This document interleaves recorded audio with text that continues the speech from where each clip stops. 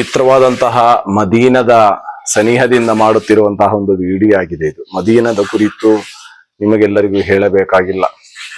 ಇದೊಂದು ವಿದ್ಯಾಭ್ಯಾಸದ ಕುರಿತಿರುವಂತಹ ಒಂದು ವಿಡಿಯೋ ಆಗಿರುವುದರಿಂದ ಪ್ರವಾದಿ ಸಲ್ಲಲ್ಲಾಹು ಅಲೈಹಿ ವಸಲ್ಲಂ ಅವರು ಹೇಳ್ತಾರೆ, ಅನ ಮದೀನತುಲ್ ಇಲ್ಮಿ ವ ಅಲಿಯುಂ ಬಾಬುಹಾ, ನಾನು ವಿದ್ಯೆಯ ತೋಟವಾಗಿದ್ದೇನೆ ಮತ್ತು ಅಲಿ ಅದರ ಗೇಟ್ ಆಗಿದ್ದಾರೆ ಅಂತ ಹೇಳಿ ಪ್ರವಾದಿ ಸಲ್ಲಲ್ಲಾಹು ಅಲೈಹಿ ವಸಲ್ಲಂ ಅವರು ಹೇಳಿದ್ದಾರೆ.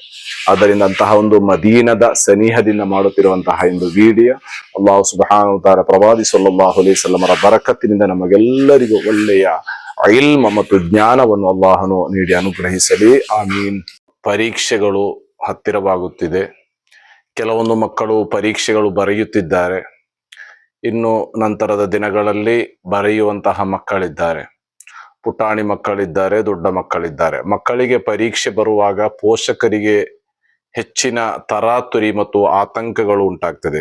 ಅದರಲ್ಲೂ ನಮ್ಮ ತಾಯಂದಿರಿಗೆ, ಮಕ್ಕಳ ತಾಯಂದಿರಿಗೆ ಹೆಚ್ಚಿನ ಟೆನ್ಷನ್ಗಳು ಹೆಚ್ಚಾಗುವಂತಹ, ಮಕ್ಕಳಿಗಿಂತಲೂ ಪರೀಕ್ಷೆ ಬರುವಾಗ ತಾಯಂದಿರಿಗೆ ಹೆಚ್ಚಿನ ಟೆನ್ಷನ್ಗಳು ಉಂಟಾಗ್ತದೆ.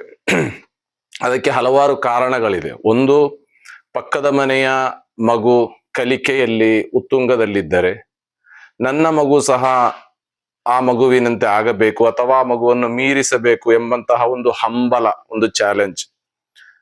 ಆ ಮಗುವಿಗಿಂತ ನನ್ನ ಮಗನಿಗೆ ಅಥವಾ ನನ್ನ ಮಗಳಿಗೆ ಸ್ವಲ್ಪ ಅಂಕ ಗಳಿಕೆಯಲ್ಲಿ ಕಡಿಮೆಯುಂಟಾದರೆ ಏನೋ ಒಂದು ಸಂಕೋಚ ಉಂಟಾಗುವಂತಹ ಒಂದು ಅನುಭವ.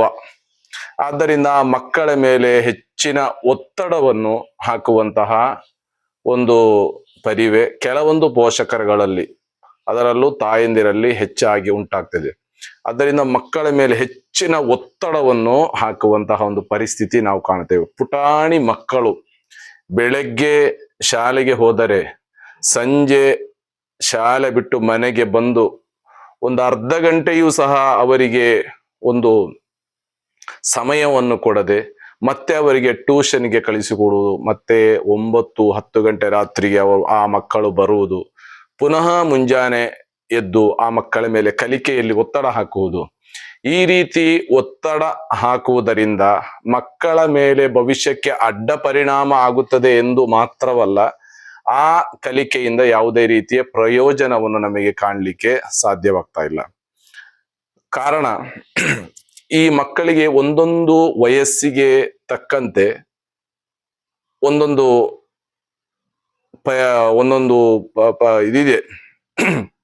ಆದ್ದರಿಂದ ಆ ಮಕ್ಕಳನ್ನು ಆ ವಯಸ್ಸಿಗೆ ಸರಿಯಾಗಿ ಕಲಿಯುವಂತಹ ಒಂದು ಮೆಮೊರಿ ಆ ಮಕ್ಕಳಲ್ಲಿ ಇರ್ತದೆ. ಅದಕ್ಕಿಂತಲೂ ಹೆಚ್ಚಿನ ಒತ್ತಡವನ್ನು ನಾವು ಹಾಕುವಾಗ ಭವಿಷ್ಯದಲ್ಲಿ ಅವರು ತಮ್ಮ ಕಲಿಕೆಗೆ ಬೇಕಾಗಿ ಮೀಸಲಿಡುವಂತಹ ಒಂದು ಸಮಯವನ್ನು ಈಗಲೇ ಅವರು ಅದಕ್ಕೆ ಬೇಕಾಗಿ ಉಪಯೋಗಿಸಿದರೆ ಅಥವಾ ಅದನ್ನು ಉಪಯೋಗಿಸುವಂತೆ ಮಾಡಿದರೆ ಭವಿಷ್ಯದಲ್ಲಿ ಅವರು ಕಲಿಕೆಯಲ್ಲಿ ಹಿಂದುಳಿಯುತ್ತಾರೆ. ಅಧ್ಯಾಪನ ರಂಗದಲ್ಲಿ ಅಲ್ಹಮ್ದುಲಿಲ್ಲಾ ಸುಮಾರು 20ಕ್ಕಿಂತಲೂ ಹೆಚ್ಚಿನ ವರ್ಷಗಳು ಕಳೆದಿರುವಂತಹ ಒಂದು ಅನುಭವದಲ್ಲಿ ನಾವು ಬಹಳಷ್ಟು ವಿದ್ಯಾರ್ಥಿಗಳನ್ನು ನಾವು ಕಂಡಿದ್ದೇವೆ. ಸಣ್ಣ ಪ್ರಾಯದಲ್ಲಿ ಅವರು ಕಲಿಕೆಯಲ್ಲಿ ಹಿಂದುಳಿದಿದ್ದರೂ ಸಹ ಅವರು ಭವಿಷ್ಯದಲ್ಲಿ ದೊಡ್ಡ ದೊಡ್ಡ ತರಗತಿಗಳಿಗೆ ಅವರು ತಲುಪುವಾಗ ದೊಡ್ಡ ಮಟ್ಟಕ್ಕೆ ಅವರು ಬೆಳೆದಿರುವಂತಹ ಎಷ್ಟೋ ಉದಾಹರಣೆಗಳಿವೆ. ನನ್ನ ಬಾಲ್ಯದಲ್ಲಿ ನನ್ನ ಸಹಪಾಠಿಗಳಾದಂತಹ ಹಲವಾರು ವಿದ್ಯಾರ್ಥಿಗಳಿದ್ರು. ಅವರು ಸರಿಯಾಗಿ ಒಂದು ಅಕ್ಷರವು ಸಹ ಬರೆಯಲಿಕ್ಕೆ ಬಾರದಂತಹ ಮಕ್ಕಳಾಗಿದ್ದರು. ಆದರೂ ಸಹ ಈಗ ಅವರು ದೊಡ್ಡ ದೊಡ್ಡ ಹುದ್ದೆಯಲ್ಲಿ ಅವರು ಇದ್ದಾರೆ. ಕಾರಣ, ಆ ಕಾಲದಲ್ಲಿ ನಮ್ಮ ಆ ಒಂದು ಸಣ್ಣ ವಯಸ್ಸಿನಲ್ಲಿ ಕಲಿಯಲು ಶಾಲೆಯಲ್ಲಿ ಎಷ್ಟು ಕಲಿಸುತ್ತಾರೋ ಅಷ್ಟು ಮಾತ್ರ, ಮದರಸದಲ್ಲಿ ಎಷ್ಟು ಕಲಿಸುತ್ತಾರೋ ಅಷ್ಟು ಮಾತ್ರ. ಇದಕ್ಕೆ ಹೊರತಾಗಿ ಟ್ಯೂಷನ್ಗೆ ಕಳಿಸುವಂತಹ ಅಥವಾ ಮಕ್ಕಳ ಮೇಲೆ ಅವರ ಶಕ್ತಿ ಮೀರುವಂತಹ ರೀತಿಯಲ್ಲಿ ಒತ್ತಡ ಹಾಕುವಂತಹ ಒಂದು ಸಂಗತಿ ನಮ್ಮ ಬಾಲ್ಯದಲ್ಲಿ ಉಂಟಾಗಲಿಲ್ಲ. ಇತ್ತೀಚಿನ ಕಾಲಗಳಲ್ಲಿ ಪುಟಾಣಿ ಮಕ್ಕಳ ಆರೋಗ್ಯಕ್ಕೂ ಸಹ ತೊಂದರೆಯಾಗುವಂತಹ ರೀತಿಯಲ್ಲಿ ಪಠ್ಯ ಪುಸ್ತಕಗಳು, ಒತ್ತಡಗಳು ಅವರ ಮೇಲೆ ಹೆಚ್ಚಾಗ್ತಾ ಇದೆ. ಯಾವುದೇ ರೀತಿಯ ಪರಿಣಾಮವಿಲ್ಲ. ಮತ್ತೆ ನಮ್ಮ ಮಕ್ಕಳು ಕಲಿಕೆಯಲ್ಲಿ ಹಿಂದುಳಿದಿದ್ದಾರೆ ಎಂಬಂತಹ ಮನೋಭಾವ ಅದು ತಪ್ಪು ಮನೋಭಾವವಾಗಿದೆ. ಇಲ್ಲ, ಎಲ್ಲ ಮಕ್ಕಳಿಗೂ ಸಹ ಬುದ್ಧಿ ಎಂಬುದು ಇರುತ್ತದೆ. ಅದನ್ನು ಉಪಯೋಗಿಸುವುದರಲ್ಲಿ ಸ್ವಲ್ಪ ಹೆಚ್ಚು ಕಡಿಮೆ ಆಗ್ತದೆ. ಸಕಾಲಕ್ಕೆ ಸರಿಯಾಗಿ ಅವರು ಅದನ್ನು ಉಪಯೋಗಿಸಿಕೊಳ್ಳುತ್ತಾರೆ. ಆದ ಮಾತ್ರಕ್ಕೆ ಯಾವುದೇ ಮಕ್ಕಳ ಮೇಲೂ ಒತ್ತಡ ಹಾಕುವುದಾಗಲಿ, ಅವರಿಗೆ ಕಲಿಕೆಯಲ್ಲಿ ಹಿಂದುಳಿದಿದ್ದಾರೆ ಎಂಬಂತಹ ಆ ಒಂದು ಹೆಸರಿನಲ್ಲಿ ಅವರಿಗೆ ಶಿಕ್ಷೆಗೆ ಒಳಪಡಿಸುವುದಾಗಲಿ, ಅವರಿಗೆ ಚೀಮಾರಿ ಹಾಕುವುದಾಗಲಿ, ಬೈಯುವುದಾಗಲಿ, ಅವರನ್ನೊಂದು ವಿಕೃತ ಭಾವದಿಂದ ನೋಡುವುದಾಗಲಿ ಪೋಷಕರಿಗೆ ಸಲ್ಲದಂತಹ ಅಥವಾ ಮಾಡಬಾರದಂತಹ ಒಂದು ಸಂಗತಿಯಾಗಿದೆ. ಆದ್ದರಿಂದ ನಮ್ಮ ಮಕ್ಕಳು ಕಲಿಕೆಯಲ್ಲಿ ಅವರು ಆಗಬೇಕು. ಅದೇ ರೀತಿ ಅವರಿಗೆ ಪರೀಕ್ಷೆಯಲ್ಲಿ ಉತ್ತಮವಾದಂತಹ ಫಲಿತಾಂಶವನ್ನು ಬರಬೇಕು ಎಂದಾದಲ್ಲಿ ಅವರ ಮನಸ್ಸನ್ನು ಹಗುರವಾಗಲು ನಾವು ಬಿಡಬೇಕು. ಕಲಿಯುವ ಸಮಯದಲ್ಲಿ ಕಲಿಕೆಗೆ ಸಮಯ, ಆಟದ ಸಮಯದಲ್ಲಿ ಆಟದ ಸಮಯ, ಊಟದ ಸಮಯದಲ್ಲಿ ಊಟಕ್ಕೆ ಸಮಯ, ನಿದ್ದೆಯ ಸಮಯದಲ್ಲಿ ನಿದ್ದೆಗೆ ಸಮಯ. ಈ ರೀತಿ ಸಮಯಗಳು ಅವರಿಗೆ ನಾವು ಮೀಸಲಿಟ್ಟು ಕೊಡಬೇಕು. ನಿದ್ದೆಯ ಸಮಯವನ್ನು ಕಲಿಯಲಿಕ್ಕೆ ಬೇಕಾಗಿ, ಊಟದ ಸಮಯವನ್ನು ಕಲಿಯಲಿಕ್ಕೆ ಬೇಕಾಗಿ, ಅವರ ಇನ್ನಿತರ ಎಲ್ಲ ಸಮಯವನ್ನು ಕಲಿಯಲಿಕ್ಕೆ ಬೇಕಾಗಿ ನಾವು ಮಾತ್ರ ಮೀಸಲಿಟ್ಟರೆ ಖಂಡಿತವಾಗಿಯೂ ಆ ಮಕ್ಕಳ ಮೇಲೆ ಒತ್ತಡ ಹೆಚ್ಚಾಗಿ ಅವರು ಕಲಿಕೆಯಲ್ಲಿ ಹಿಂದುಳಿಯುತ್ತಾರೆ. ಅಲ್ಲಿ ಯಾವುದೇ ರೀತಿಯ ಸಂಶಯವಿಲ್ಲ. ಮಾತ್ರವಲ್ಲ, ಈ ರೀತಿ ಒತ್ತಡ ಹಾಕಿ ಮಕ್ಕಳನ್ನು ಹೆದರಿಸಿ ಗದರಿಸಿ ನಾವು ಕಲಿಸುವಾಗ ಆ ಮಕ್ಕಳಿಗೆ ಮಾನಸಿಕವಾದಂತಹ ಒಂದು ಹಿಂಸೆ ಉಂಟಾಗಿ ಕೆಲವೊಮ್ಮೆ ಅವರು ದೊಡ್ಡ ಆಘಾತಕ್ಕೆ ಒಳಗಾಗ್ತಾರೆ. ಆದ್ದರಿಂದ ಯಾವ ಮಕ್ಕಳ ಮೇಲೂ ಕಲಿಕೆಯಲ್ಲಿ ಒತ್ತಡ ಹಾಕಬೇಕಾದಂತಹ ಅಗತ್ಯ ಇಲ್ಲ. ಸಮಯ ಸಂದರ್ಭಕ್ಕೆ ಅನುಗುಣವಾಗಿ ಅವರು ಕಲಿಕೆಯಲ್ಲಿ ಮುಂದೆ ಬರುತ್ತಾರೆ. ಮತ್ತೆ ಕೆಲವೊಂದು ಮಕ್ಕಳಿಗೆ ಕಲಿಯುತ್ತಾರೆ, ಕಲಿಕೆಯಲ್ಲಿ ಒಳ್ಳೆಯ ಪ್ರಗತಿಯಲ್ಲಿರ್ತಾರೆ. ಆದರೆ ಪರೀಕ್ಷೆಯ ಸಮಯದಲ್ಲಿ ಅವರಿಗೆ ಕಲಿತದ್ದು ಅವರಿಗೆ ನೆನಪಿಗೆ ಬರುವುದಿಲ್ಲ. ಆಗ ನಾವು ಏನ್ ಮಾಡ್ಬೇಕು, ಅದಕ್ಕೆ ಸಣ್ಣ ಕೆಲವೊಂದು ಸೂತ್ರಗಳು ನಾವು ಪಾಲನೆ ಮಾಡಬೇಕಾಗ್ತದೆ. ಇದು ನಾನು ಕೇವಲ ಭೌತಿಕವಾದಂತಹ ಲೌಕಿಕವಾದಂತಹ ವಿದ್ಯಾಭ್ಯಾಸದ ಕುರಿತು ಮಾತ್ರ ಹೇಳುತ್ತಿಲ್ಲ. ಧಾರ್ಮಿಕವಾದಂತಹ ವಿದ್ಯಾಭ್ಯಾಸವೂ ಸಹ ಇದರಲ್ಲಿ ಹೇಳ್ತಾ ಇದ್ದೇನೆ. ನಮ್ಮ ಮಕ್ಕಳಿಗೆ ಧಾರ್ಮಿಕ ಮತ್ತು ಲೌಕಿಕವಾದಂತಹ ಎರಡು ವಿದ್ಯಾಭ್ಯಾಸವೂ ಸಹ ಅಗತ್ಯವಾಗಿದೆ. ಎರಡು ಕಲಿಕೆಯಲ್ಲೂ ಸಹ ನಮ್ಮ ಮಕ್ಕಳು ಮೇಲ್ದರ್ಜೆಯಲ್ಲಿ ಬರಬೇಕು, ಉತ್ತಮರಾಗಬೇಕು, ಉತ್ತಮ ವ್ಯಾಸಂಗವನ್ನು ಅವರು ಮಾಡಬೇಕು, ಸಮಾಜದಲ್ಲಿ ಒಳ್ಳೆಯ ಹೆಸರನ್ನು ಅವರು ತರಬೇಕು. ಆದ್ದರಿಂದ ಎರಡು ಕಲಿಕೆಯಲ್ಲೂ ಸಹ ನಮ್ಮ ಮಕ್ಕಳಿಗೆ ನಾವು ಒಳ್ಳೆಯ ಸಹಕಾರವನ್ನು ನೀಡಬೇಕು. ನಮ್ಮ ಮಕ್ಕಳು ಎರಡೂ ರೀತಿಯಲ್ಲೂ ಸಹ ಕಲಿಯಬೇಕು. ಕಲಿತದ್ದು ನೆನಪಿಗೆ ಬರಲು ಬೇಕಾಗಿ ಕೆಲವೊಂದು ಸೂತ್ರಗಳು ನಾವು ಪಾಲನೆ ಮಾಡಬೇಕಾಗ್ತದೆ.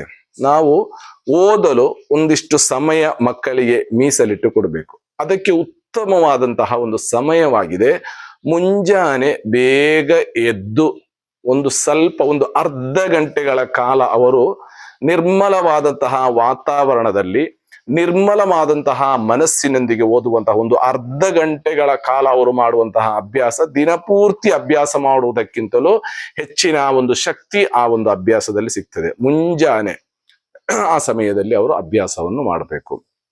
ಅದೇ ರೀತಿ ರಾತ್ರಿ ಆದಷ್ಟು ಬೇಗ ಮಲಗುವಂತಹ ಒಂದು ಅಭ್ಯಾಸವನ್ನು ಮಾಡಬೇಕು. ಅರ್ಧ ರಾತ್ರಿಯ ತನಕ ಓದಿ ಯಾವುದೇ ರೀತಿಯ ಪ್ರಯೋಜನವಿಲ್ಲ. ಮುಂಜಾನೆ ಓದುವುದಾಗಿದೆ ದೊಡ್ಡ ಪ್ರಯೋಜನ. ಅದೇ ರೀತಿ ಆಯಾ ದಿನದ ಪರೀಕ್ಷೆ ಎಷ್ಟೇ ಓದಿದ್ದರೂ ಸಹ ಹಿಂದಿನ ದಿನಗಳಲ್ಲಿ ಎಷ್ಟೇ ಓದಿದ್ದರೂ ಸಹ ಆ ಪರೀಕ್ಷೆ ನಡೆಯುವಂತಹ ಒಂದು ದಿನದಲ್ಲಿ ಮುಂಜಾನೆ ಒಂದು ಅರ್ಧ ಗಂಟೆಗಳ ಕಾಲ ಅದನ್ನೊಮ್ಮೆ ಪುನರಾವರ್ತನೆ ಮಾಡಿದರೆ ಪರೀಕ್ಷೆಯಲ್ಲಿ ಫಲಿತಾಂಶಕ್ಕೆ ದೊಡ್ಡ ಒಂದು ಪ್ರಯೋಜನವಾಗ್ತದೆ. ಅದೇ ರೀತಿ ಕೆಲವೊಂದು ದಿಕ್ರ್ ದುಆಗಳಿದೆ, ಅದನ್ನು ಸಹ ನಾವು ಇದರೊಂದಿಗೆ ಒಳಪಡಿಸಿದರೆ ಫಲಿತಾಂಶದಲ್ಲಿ ಇನ್ನಷ್ಟು ದೊಡ್ಡ ಒಂದು ನಮಗೆ ಪರಿಣಾಮವನ್ನು ಕಾಣಲಿಕ್ಕೆ ಸಾಧ್ಯವಾಗ್ತದೆ. ಅದು ಪುಟಾಣಿ ಮಕ್ಕಳಾಗುವಾಗ ಅವರಿಗೆ ಈ ದಿಕ್ರ್ ದುಆಗಳು ಓದಲಿಕ್ಕೆ ಸಾಧ್ಯವಾಗದೇ ಇದ್ದಾಗ ಆ ತಾಯಂದಿರು ಅದನ್ನು ಓದಿ ಅಥವಾ ತಂದೆಯಂದಿರು ಅದನ್ನು ಓದಿ ಮಕ್ಕಳಿಗೆ ಕೇಳಿಸುವುದು. ಅದೇ ರೀತಿ ಸ್ವಲ್ಪ ದೊಡ್ಡ ಮಕ್ಕಳಾದರೆ ಸ್ವತಃ ಅವರೇ ಓದಿಕೊಳ್ಳುವುದು. ಈ ರೀತಿ ಒಂದು ಸಣ್ಣ ದುಆ ಮಾತ್ರ ಈ ಸಂದರ್ಭದಲ್ಲಿ ನಾನು ಹೇಳ್ತೇನೆ. ಇನ್ಶಾ ಅಲ್ಲಾ ಈ ದುಆ ನಾನು ಹೇಳಿದ ರೀತಿಯಲ್ಲಿ ನೀವು ಮಾಡಿದರೆ ನಿಮ್ಮ ಮಕ್ಕಳಿಗೆ ಒಳ್ಳೆಯ ಒಂದು ಫಲಿತಾಂಶ ಇದರಲ್ಲಿ ಕಾಣಲಿಕ್ಕೆ ಸಾಧ್ಯವಾಗ್ತದೆ. ನಾವು ಸುಬಹಿ ನಮಾಜ್ ಮಾಡಿದ ನಂತರ ನಮ್ಮ ಪುಟಾಣಿ ಮಕ್ಕಳನ್ನು ನಾವು ಪರೀಕ್ಷೆಗೆ ಹೋಗುವಂತಹ ಮಕ್ಕಳನ್ನು ನಾವು ಬದಿಗೆ ನಮ್ಮ ಪಕ್ಕದಲ್ಲಿ ಕೂರಿಸಿಕೊಂಡು ನಾವೊಂದು 100 ಬಾರಿ ಯಾ ಫತ್ತಾಹು ಯಾ ಅಲ್ಲಾಹ್ ಎಂಬಂತಹ ಒಂದು ದಿಕ್ರನ್ನು ಹೇಳಬೇಕು. ಎದೆಯ ಮೇಲೆ, ಹೃದಯದ ಮೇಲೆ ಈ ಬಲಗೈಯನ್ನಿಟ್ಟು ಯಾ ಫತ್ತಾಹು ಯಾ ಅಲ್ಲಾಹ್ ಎಂಬಂತಹ ದಿಕ್ರ್ 100 ಬಾರಿ ಹೇಳಿ, ಆಮೇಲೆ ಒಂದು ದುಆ ಇದೆ, ಅಲ್ಲಾಹುಮ್ಮ ಫ್ತಹ್ ಅಲಯ್ಯ ಫುತೂಹಲ್ ಆರಿಫೀನ ಬಿಹಿಕ್ಮತಿಕ್ ವನ್ಶುರ್ ಅಲಯ್ಯ ರಹ್ಮತಕ್ ವದಕ್ಕಿರ್ನಿ ಮಾ ನಸೀತು ಯಾದಲ್ ಜಲಾಲಿ ವಲ್ ಇಕ್ರಾಮ್. ಈ ದುಆ 3 ಬಾರಿ ಹೇಳಿ ಪುಟಾಣಿ ಮಕ್ಕಳಾಗಿದ್ದರೆ ಆ ಮಕ್ಕಳ ತಲೆಯ ಮೇಲೆ ಊದುವುದು. ಅದೇ ರೀತಿ ದೊಡ್ಡ ಮಕ್ಕಳಾದರೆ, ಅವರಿಗೆ ಓದಲಿಕ್ಕೆ ಗೊತ್ತಿರುವಂತಹ ಮಕ್ಕಳಾದರೆ ದಿಕ್ರು ಸ್ವತಃ ಅವರೇ ಓದಿಕೊಂಡು ಅವರು ಊದಿಕೊಳ್ಳುವುದು. ಈ ರೀತಿ ಮಾಡುವುದರಿಂದ ನಮ್ಮ ಕಲಿಕೆಯಲ್ಲಿ ನಾವು ಕಲಿತಂತಹ ವಿಷಯಗಳು ನಮಗೆ ಹೆಚ್ಚಿನ ನೆನಪಿಗೆ ಬರಲಿಕ್ಕೆ ಅದೊಂದು ಸಹಕಾರವಾಗ್ತದೆ.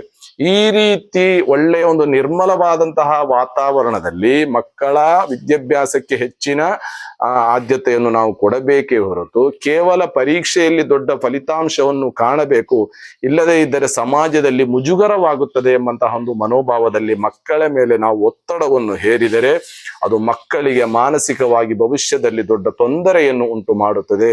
ಆದ್ದರಿಂದ ನಮ್ಮ ಮಕ್ಕಳ ಮೇಲೆ ಯಾವುದೇ ಒತ್ತಡವನ್ನು ನಾವು ಹಾಕುವುದು ಬೇಡ. ಅಲ್ಲಾಹು ಸುಬ್ಹಾನಹು ತಾಲ ನಮ್ಮೆಲ್ಲ ಮಕ್ಕಳನ್ನು ಸಹ ಲೌಕಿಕ ಮತ್ತು ಧಾರ್ಮಿಕವಾದಂತಹ ವಿದ್ಯಾಭ್ಯಾಸದಲ್ಲಿ ಔನ್ನತ್ಯವನ್ನು ನೀಡಿ ಒಳ್ಳೆಯ ಮಕ್ಕಳಾಗಿ ಸಮಾಜಕ್ಕೂ ಧರ್ಮಕ್ಕೂ ಮಾತಾಪಿತರಿಗೂ ಉಪಕಾರವಿರುವಂತಹ ಮಕ್ಕಳನ್ನಾಗಿ ಅಲ್ಲಾಹನು ಮಾರ್ಪಡಿಸಲಿ. ವ ಆಖಿರು ದಅವಾನಾ ಅನಿಲ್ ಹಮ್ದುಲಿಲ್ಲಾಹಿ ರಬ್ಬಿಲ್ ಆಲಮೀನ್. ಅಸ್ಸಲಾಮು ಅಲೈಕುಂ ವರಹಮತುಲ್ಲಾಹ್.